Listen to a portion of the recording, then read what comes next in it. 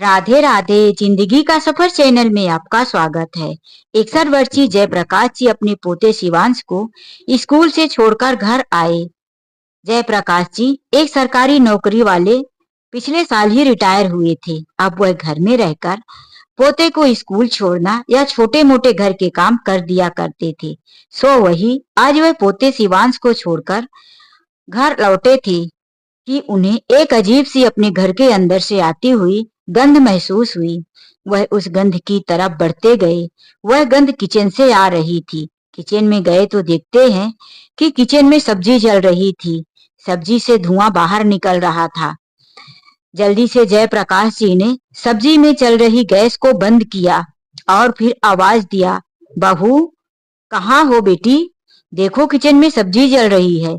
लेकिन कोई आवाज नहीं आई। तो जयप्रकाश जी बहू के कमरे की तरफ गए। दरवाजे के पास खड़े हो दरवाजे में ठक ठक की आवाज की, लेकिन कोई आवाज अंदर से नहीं आई। जयप्रकाश जी का दिल घबराने लगा। दरवाजा खुला हुआ था, पर्दा आधा सरका हुआ था, इसीलिए वह दरवाजे से थोड़ा सा ही अंदर सिर करके बहू को आवाज देते हैं। वैसे तो जयप्रकाश जी कभी भी अपनी बहू के कमरे में पैर नहीं रखे थे और न ही इस तरह से कभी बहू के कमरे में झांके थे।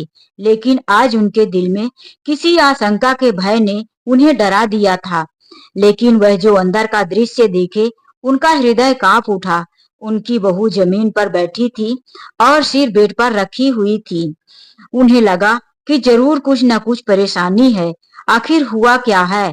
उन्होंने 2 बार आवाज दिया, बहू, सुनीता बहू।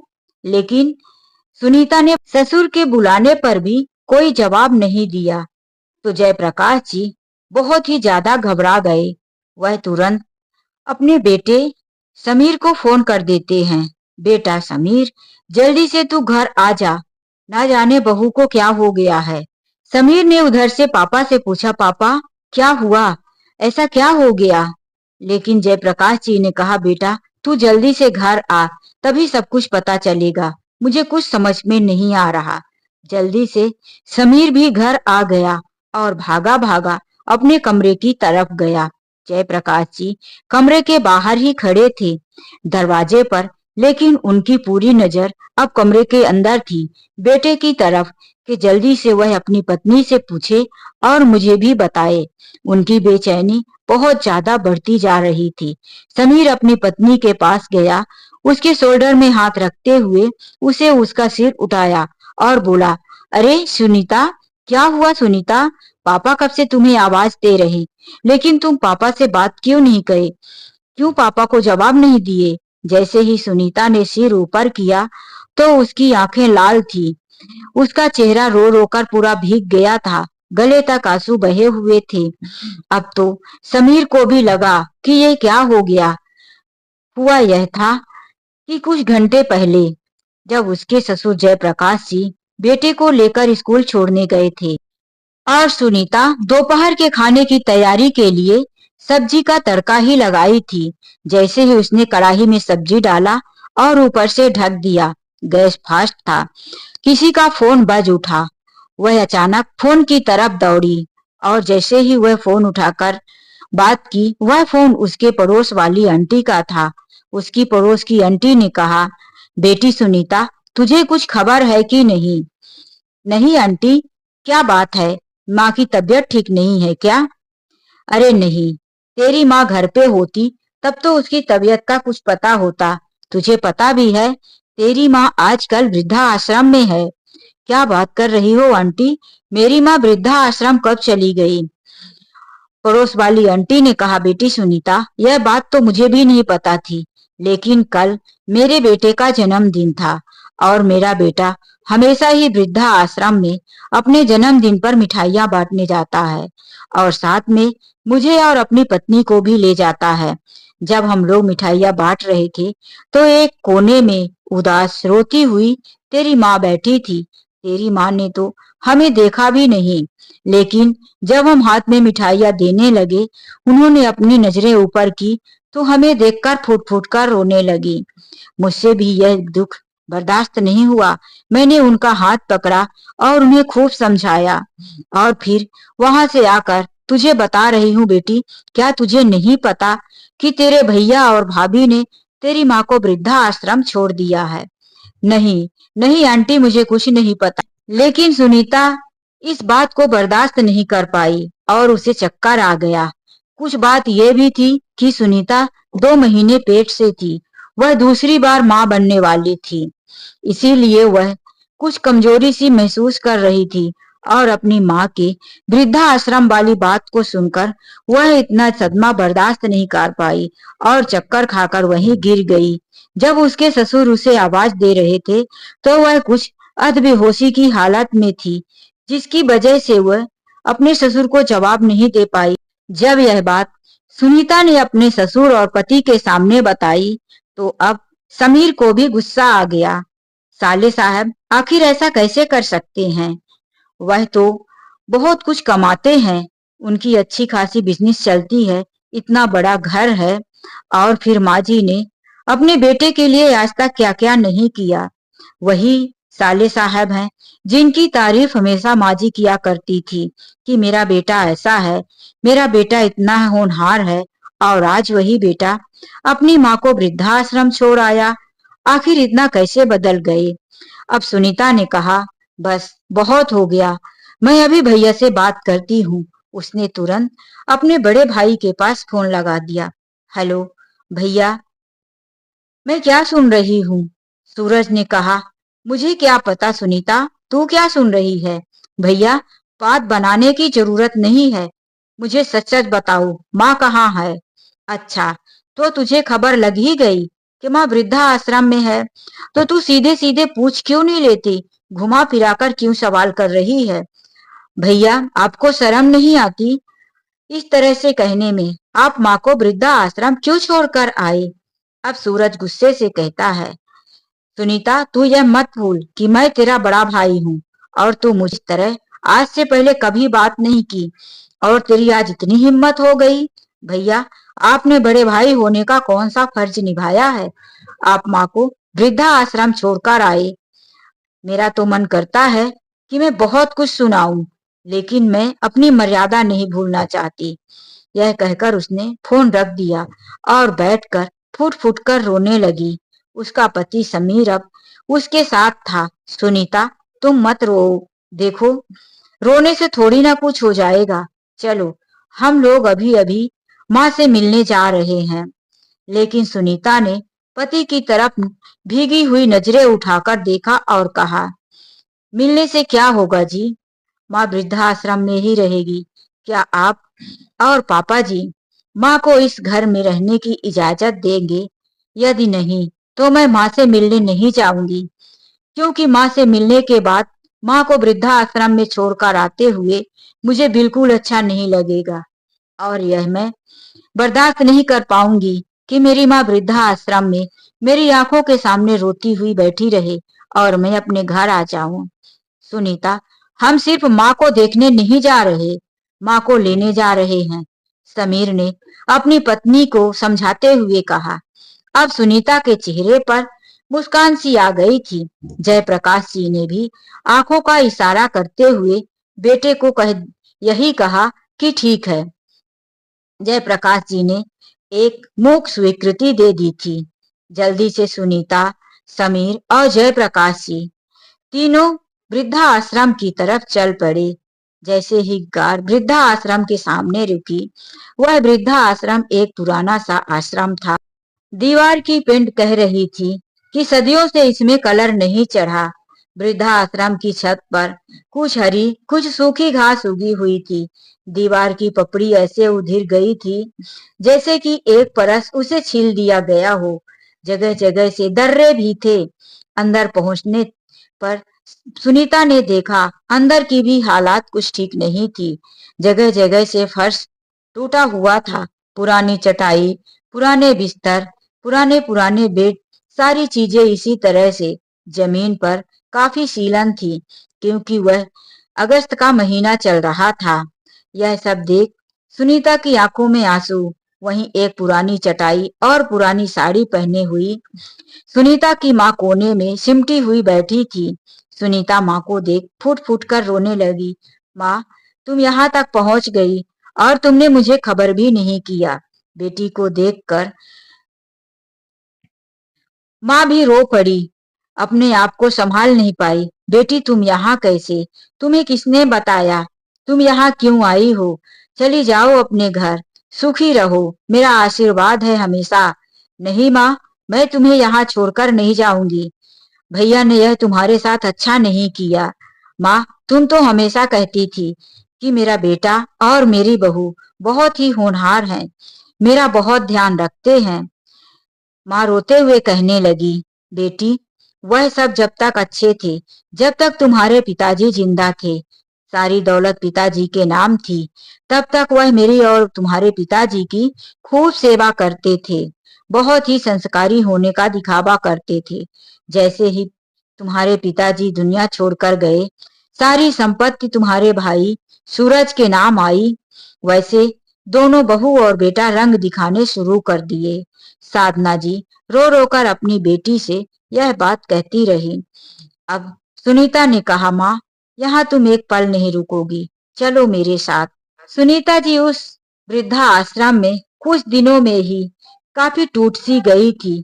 किसी अपने की जरूरत थी। आज जब बेटी से हमदर्दी मिली तो वह आने के लिए जल्दी से उठ खड़ी हुई और फिर दामाद ने सारी कार्यवाही पूरी की और वहां से लेकर घर आ गए। लेकिन घर के अंदर जाते ही साधना जी के कदम भारी हो गए। क्या अब मैं बेटी और दामाद के घर रहूंगी? दुनिया क्या कहेगी? नहीं नहीं, मेरे लिए वृद्धा आश्रम ही ठीक था। वह मन में एक बार फिर से सोची और बेटी की तरफ देखी। फिर कुछ कहने के लिए मुंह ही खोली थी कि सुनीता ने कहा, माँ, क्या सोच रही हो? अंदर आओ। सुनीता जी धीरे से बोली, बेटी, तुमने अपने पति और अपने ससुर से बात तो किया है ना? मुझे यहाँ लेकर आई हो, उन्हें बुरा तो नहीं लगेगा? बेटी, कुछ दिनों के लिए मैं रह लूंगी, लेकिन मुझे उसी वृद्धा आश्रम में छोड़ देना। आते आते उन्होंने यह शब्द कहे तो समीर भी बोल पड़ा, माँ जी, कैसी बातें करती हैं? यह घर मेरा ही अकेले का थोड़ी ना है, सुनीता का भी है। और फिर मेरे पापा पापा तो खुद ही बोले हैं कि जाकर ले आओ। आप हम दोनों के बारे में ऐसा मत सोचिए, यह घर आपका भी है, आप हमारी माँ जैसी हैं। अब थोड़ा सा साधना जी के मन में हल्का लगा था।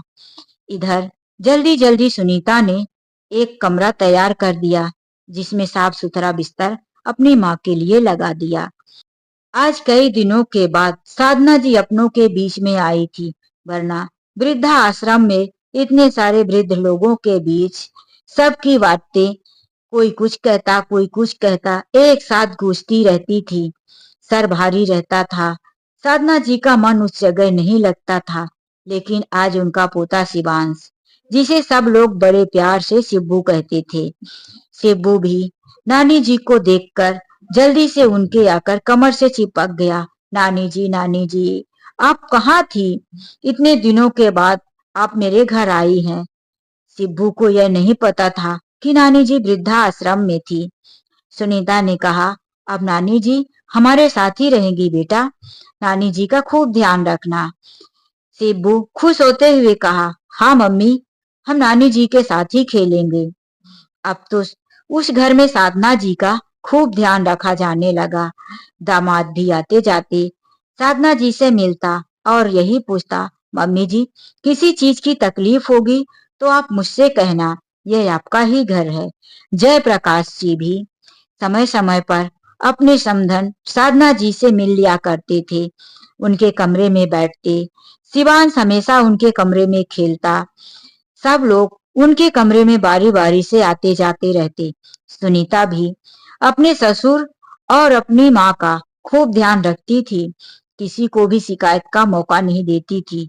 जयप्रकाश जी को जब भी चाय नाश्ता या खाना जाता, वह हर वक्त पूछा करते थे, साधना बहन जी ने खाना खा लिया कि नहीं। वह खूब ध्यान रखा करते थे उन्होंने कभी उन्हें अपने घर में बोझ नहीं समझा। ऊपर से उन्हें बहुत खुशी महसूस होती थी। समय ऐसे ही गुजरता गया। 2 साल ही साधना जी अपनी बेटी के घर पर रह पाई। हालांकि सब लोग उनका खूब ध्यान रखा करते थे, लेकिन बीमारियों की वजह से और भी अंदर अंदर की चिंता उन्हें खाए जा रही थी। कितना भी बेटी के घर में रहकर उन्हें सुख था, दवाइयां मिल रही थी, सब अपनेपन का व्यवहार कर रहे थे, लेकिन जो दिल में छुपा दर्द था कि बेटे और बहू ने अपने घर से निकाल वृद्धा आश्रम में भेज दिया। आखिर उनके पति ने क्या क्या नहीं किया था, यह सारी बातें उनके दिल में उनको अंदर ही अंदर तोड़ती गई और वह 2 साल में ही इस दुनिया को छोड़कर चली गई। सुनीता ने अपने भाई सूरज को फोन करके बता दिया कि माँ अब इस दुनिया में नहीं है, अंतिम दाह संस्कार के लिए तुम आ जाना। शमशान घाट पर सूरज का इंतजार सब लोग काफी समय तक करते रहे, क्योंकि यह हक तो बेटे का ही होता है, लेकिन सूरज नहीं आया। सब लोग कहने लगे कि दामाद ने भी बेटे से कम फर्ज नहीं निभाया है, इसीलिए अंतिम क्रियाकर्म की विधि दामाद भी निभा सकता है। सूरज ने ही अब साधना जी के अंतिम क्रियाकर्म से लेकर 13वीं तक के सारे नियमों का पालन किया। अब सुनीता कुछ दिनों तक माँ को याद करके रोती रहती, क्योंकि माँ तो साथ में रहती थी। धीरे धीरे वह भी समय के साथ दुखों को थोड़ा भूलने लगी थी और अपने घर गृहस्थी, अपने बेटे सब में ध्यान देने लगी थी। एक दिन सुनीता और उसके पति समीर कहीं बाहर कुछ सामान खरीदने के लिए किसी बड़े मॉल में गए हुए थे और शिवांश स्कूल गया हुआ था। जयप्रकाश जी घर पर अकेले ही थे। तभी एक पोस्टमैन आता है और वह उनके हाथ में लिफाफा पकड़ाकर चला जाता है। जयप्रकाश जी पढ़े लिखे थे। उन्होंने लिफाफे को खोल दिया। जैसे ही उसमें पढ़ा तो उन्होंने देखा कि उनके बेटे को विदेश की कंपनी ने बुलाया हुआ है। उसकी तरक्की हो गई थी, वह यहाँ से डबल तनख्वाह पाने वाला था। यह देखकर उनकी आंखों में खुशी के आंसू आ गए, लेकिन एक पल के लिए वह घबरा सा भी गए। फिर उन्होंने लिफाफे को उसी तरह से पैक करके बेटे के बेड में ले जाकर रख दिया। अब जब बेटा और बहू आए, लिफाफा को खोले और पढ़े, लेकिन उन लोगों ने अपने पिता जयप्रकाश जी से कुछ नहीं कहा। जयप्रकाश जी को लग रहा था कि यह बात मेरा बेटा समीर आकर मुझे खुद बताएगा, मुझसे सलाह मशवरा लेगा कि पापा मुझे विदेश की कंपनी ने बुलाया है, आखिर मैं क्या करूं, जाऊं या नहीं। लेकिन ऐसा समीर ने कुछ नहीं किया। अब उस घर के माहौल में भी थोड़ा सा जयप्रकाश जी को बदलाव नजर आ रहा था। उनका बेटा और बहू आपस में कुछ तो बातें कर रहे थे, जो स्पष्ट रूप से जयप्रकाश जी को समझ में नहीं आ रही थी। जैसे ही जयप्रकाश जी पहुंच जाते, दोनों बात बंद करके इधर उधर की बातें करने लगते थे। यह चीज उन्हें काफी परेशान कर रही थी। आखिर उनका बेटा और बहू विदेश जाने की चोरी चोरी तैयारी क्यों कर रहे हैं? मुझसे साफ साफ क्यों नहीं कह रहे? मुझे क्यों नहीं बता रहे कि आखिर वह करना क्या चाहते हैं? जयप्रकाश जी काफी चिंतित और दुखी हो चुके थे। खाना खाने बैठते तो उनके मुंह के अंदर निवाला नहीं जाता। बेटे ने देखा भी कि पापा की ऐसी हालात हो रही है। उसने भी एक बार भी नहीं पूछा, पापा तबीयत खराब है या क्या? वह अब अपने पिताजी को इग्नोर करने लगा था। ऐसा लग रहा था कि अब उनका बेटा समीर बदल गया है। आखिर ऐसा कैसे हो गया? मेरा बेटा क्यों बदल गया? वह तो बहुत ही संस्कारी और होनहार बेटा था। जयप्रकाश जी मन ही मन यह सोचकर अपने कमरे में एक दिन रोने लगे। उस दिन को याद करने लगे जब जयप्रकाश जी का तबादला गांव से शहर में हो गया था। जयप्रकाश जी बहुत खुश थे। उस समय पर समीर मात्र 1 साल का था। उन्हें इस बात की खुशी थी कि वह समीर को शहर में पढ़ाएंगे और उन्होंने अपने सपने को पूरा भी किया। अपनी नौकरी करते हुए शहर के सबसे बड़े स्कूल में समीर को डाल दिया। समीर सारे बच्चों में बहुत ही होनहार और समझदार था। उनकी पत्नी भी घर गृहस्थी के काम और बुद्धि में भी बहुत होशियार थी। दोनों पति पत्नी समीर जैसे बेटे को पाकर बहुत खुश हुआ करते थे।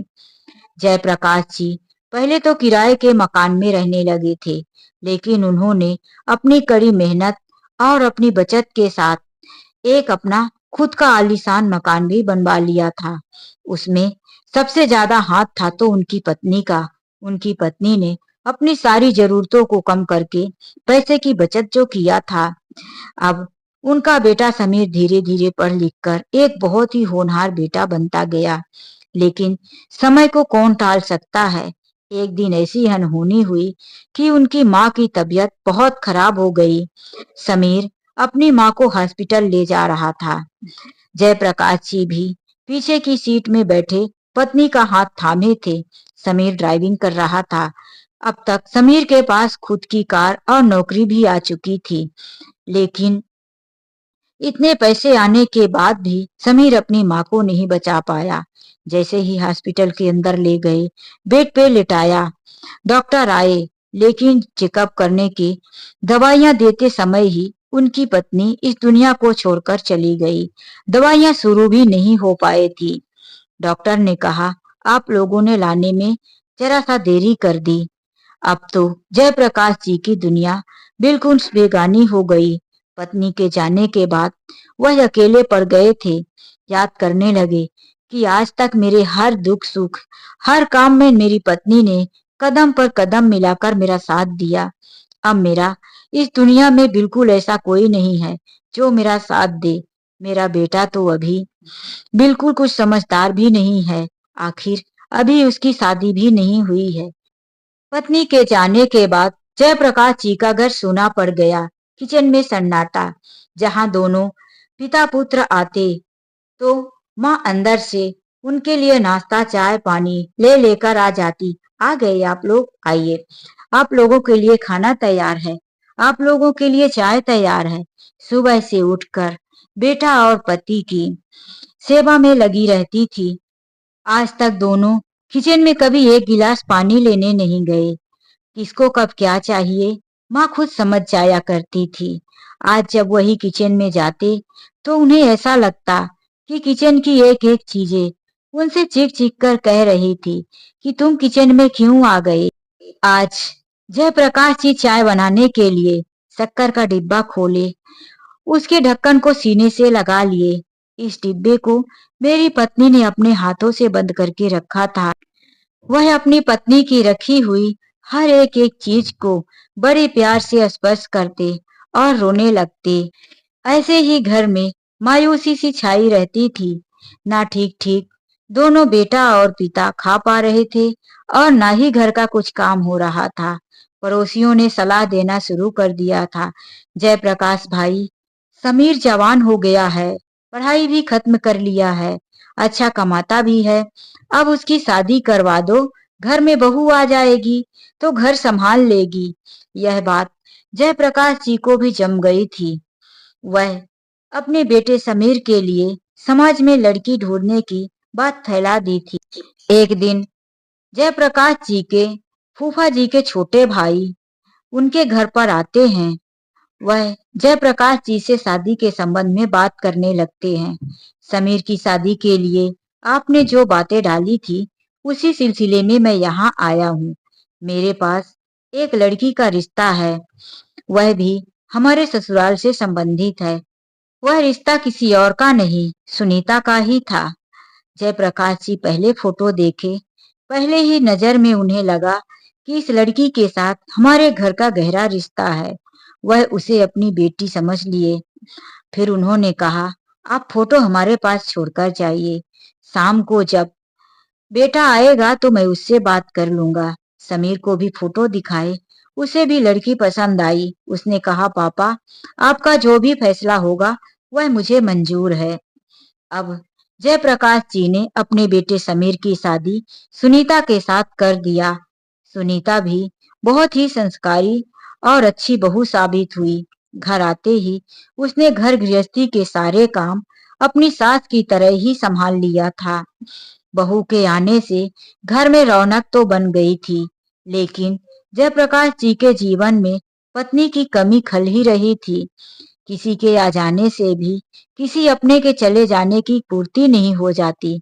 हाँ, बेटा खुश था, इसीलिए जयप्रकाश जी अब अपने बेटे और बहू के लिए जी रहे थे। उन्होंने सोचा, मेरा क्या, आज मेरी पत्नी गई है, कल मैं भी चला जाऊंगा। अब मुझे क्या चाहिए?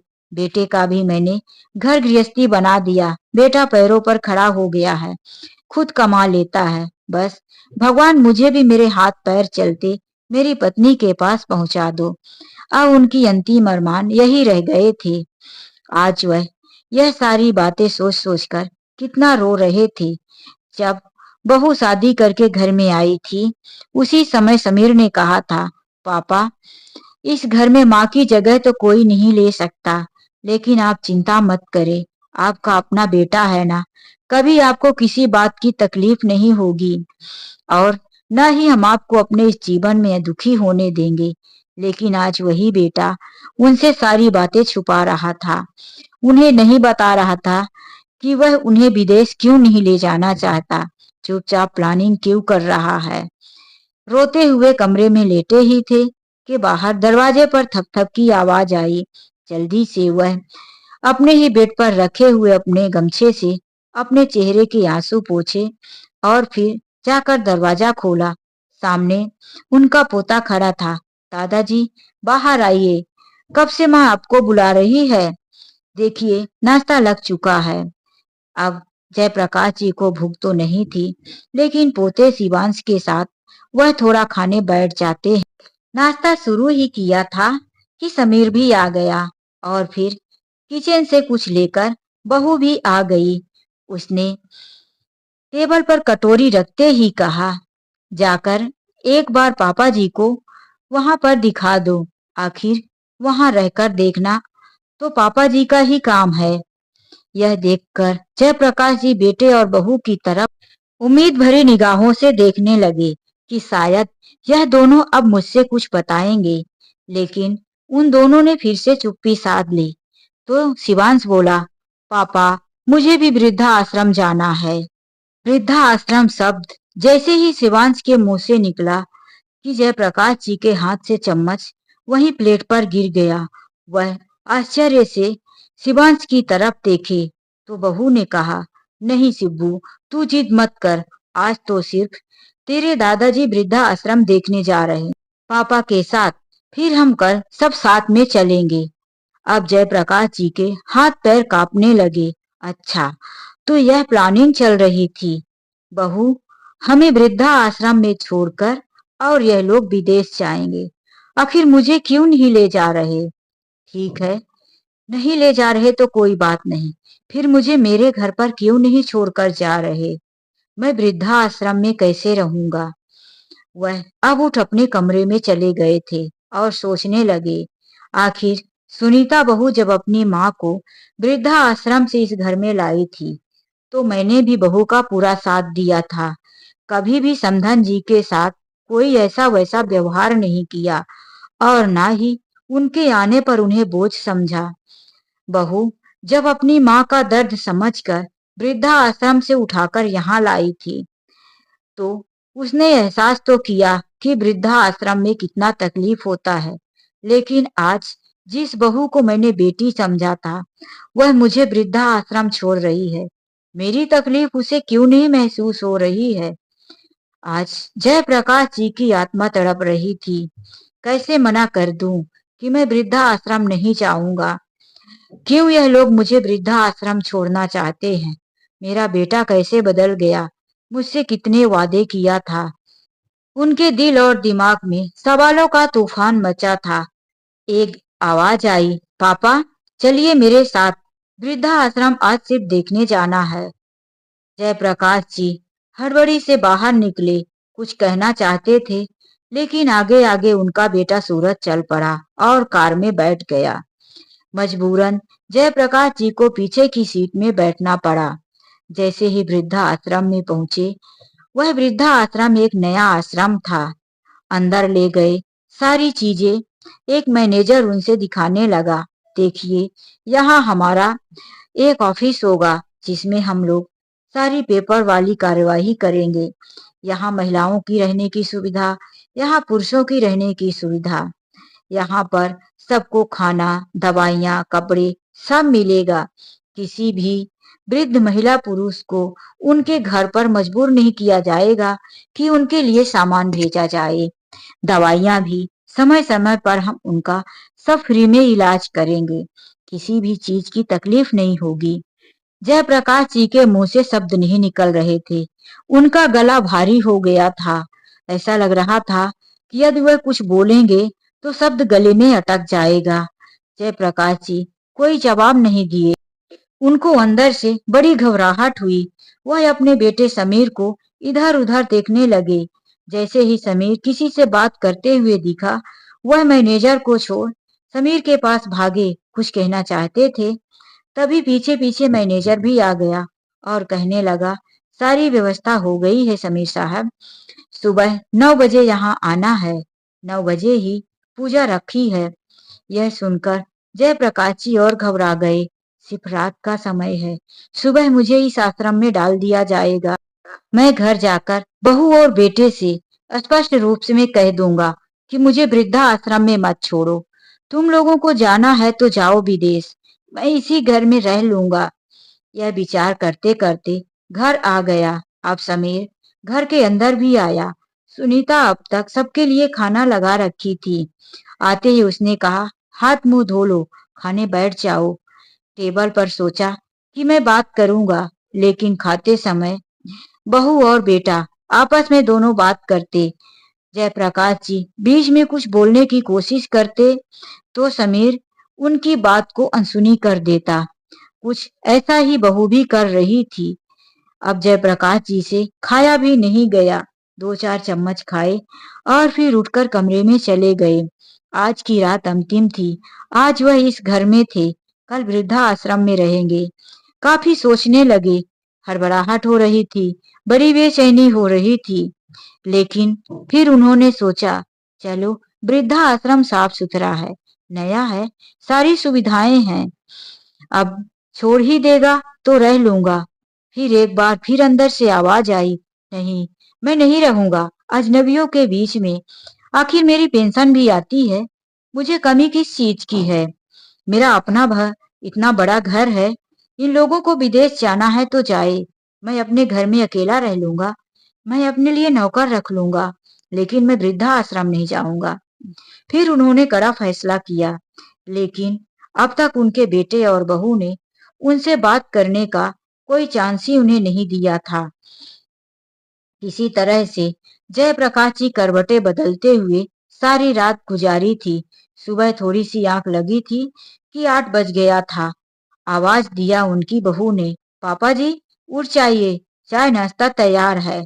अब वह मन में सोचने लगे, हाँ, बकरे को बलि देने से पहले उसे खिलाया पिलाया जाता है। आज मेरी भी इसी तरह से हालात है। वह टेबल पर देखे पोहा और चाय रखा हुआ था। 2 चम्मच मुंह में पोहा डाला, गले के अंदर उतर नहीं रहा था। फिर ऐसे ही एक घूंट चाय पिया। तभी कमरे से उनका बेटा और बहू महंगे पोशाक पहने हुए बाहर निकल आए। सूट बूट में देखकर वह देखते ही रह गए कि बेटा शेरवानी और बहू महंगी साड़ी, वहीं पोता भी महंगी शेरवानी पहने था। फिर उनके मन में आया, यह लोग मुझे छोड़ने के लिए इतने महंगे कपड़े पहने हैं, कितने खुश हैं, आज अपनी आजादी का जश्न जो मना रहे हैं। मेरे रहते शायद इनकी जिंदगी में मैं अड़चन बन गया था। अब मैं इस घर में कभी नहीं आऊंगा। यदि यह लोग मुझे वृद्धा आश्रम में छोड़कर ही खुश हैं, तो मैं भी खुशी खुशी चला जाऊंगा। मन में सोचकर आंखों में आंसू आ गए। एक नजर पोते की तरफ देखा और आंसू पोंछ लिए। तभी समीर पास आकर एक प्लास्टिक में कुछ कपड़े पकड़ाते हुए बोला, बाबूजी, यह कपड़ा आप पहन लो और चलो। कपड़ा हाथ में पकड़ते हुए जयप्रकाश जी मन में सोचे, मुझे क्या सूट बूट पहनना, आखिर वृद्धा आश्रम में रहने ही तो जा रहा हूँ।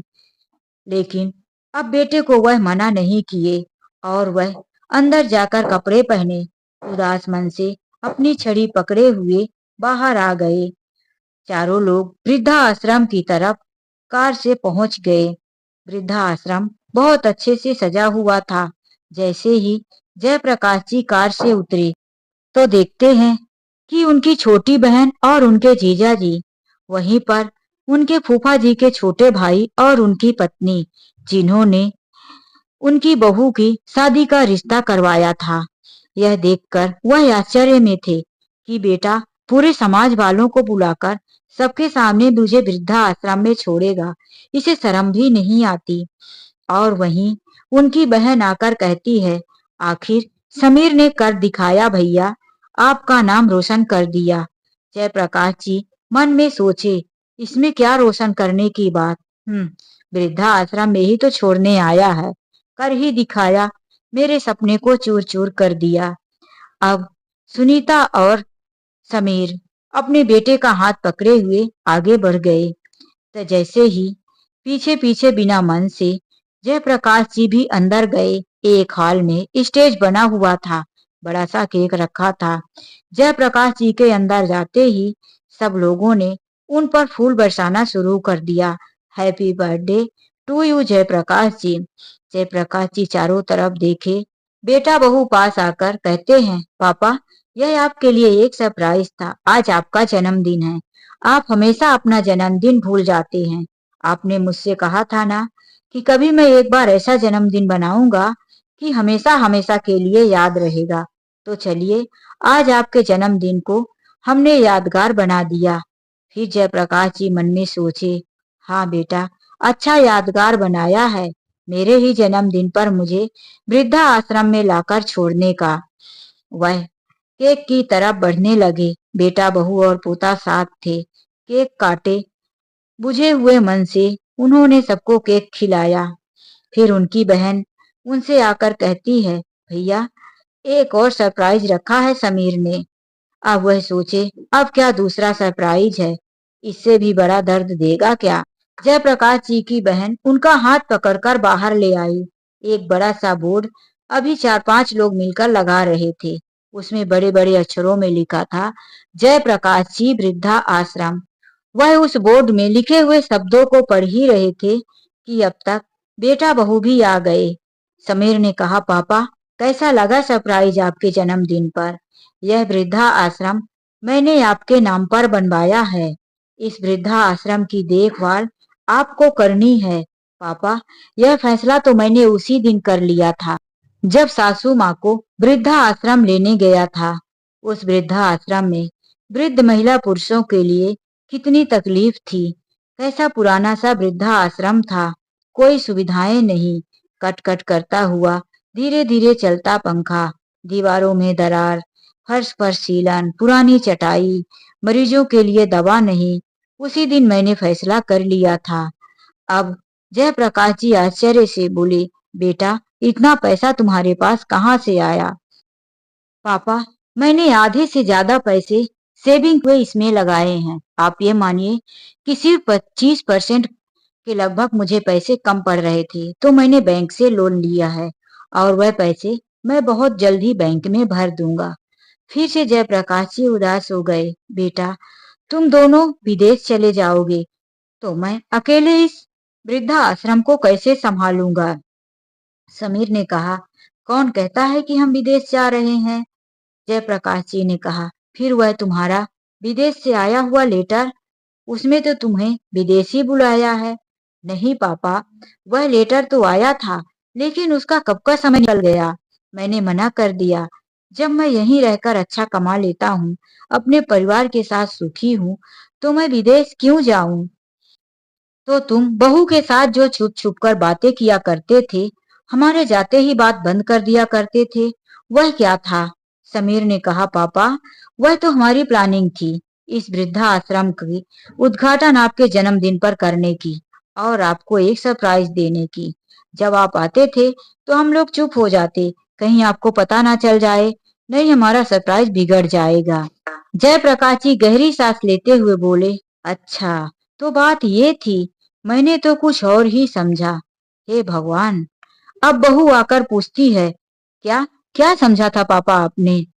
जयप्रकाश जी थोड़ा सा मुस्कुराते हुए बोल पड़े, अरे वो, मैंने समझा था कि तुम दोनों मुझे वृद्धा आश्रम में छोड़कर विदेश जा रहे हो।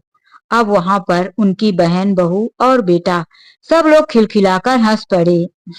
फिर समीर ने कहा, पापा, आप ऐसा कैसे सोच सकते हैं कि मैं आपको वृद्धा आश्रम छोड़कर विदेश चला जाऊंगा। पापा, मैंने आपसे जितना वादा किया सब पूरा करूंगा। आपको कभी अकेला नहीं छोड़ूंगा। अब तक कुछ लोग वृद्धा आश्रम में आ भी चुके थे। वह सब वहां पर उन लोगों के पास खड़े थे। वह लोग उनकी बातें सुनकर मन ही मन सोच रहे थे कि भगवान करे समीर जैसा बेटा हर घर में पैदा हो, तो किसी भी पिता या माँ को वृद्धा आश्रम में जाना ना पड़े। सबकी आंखों में आंसू था। सब इतने अपनेपन और प्यार को देखकर अपने अपने घर को याद करने लगे थे। जयप्रकाश जी ने वहां पर खड़े हुए 4-5 लोगों को देखा जो वृद्धा आश्रम में थे। उनको देखकर वह समझ गए कि जो बीता था मेरे ऊपर वृद्धा आश्रम में आने को सोचकर, यह तो आ चुके हैं, इनके दिल में क्या बीत रहा होगा। वह उनके पास जाकर उनसे कहने लगे, आप लोग उदास मत होइए। यह वृद्धा आश्रम आप लोगों के लिए मात्र वृद्धा आश्रम नहीं होगा, आपके सुख दुख का साथी होगा। मैं आपके साथ ज्यादा से ज्यादा समय गुजारने की कोशिश करूंगा। बस मैं सिर्फ आपको अपनों का साथ नहीं दे पाऊंगा, बाकी आपको किसी चीज की कमी नहीं होगी। मैं आपके हर सुख दुख में शामिल होऊंगा। सबने आंसू पोंछा और उनको धन्यवाद कहने लगे। तो दोस्तों, यह कहानी आप लोगों को कैसी लगी, लाइक और कमेंट करके जरूर बताइए। जिंदगी के सफर चैनल में यदि आप पहली बार आए हैं तो प्लीज चैनल को सब्सक्राइब करना और वीडियो को लाइक करना मत भूलिए। चलिए मिलते हैं एक नई कहानी के साथ। आज के लिए बस इतना ही। राधे राधे, जय श्री कृष्णा।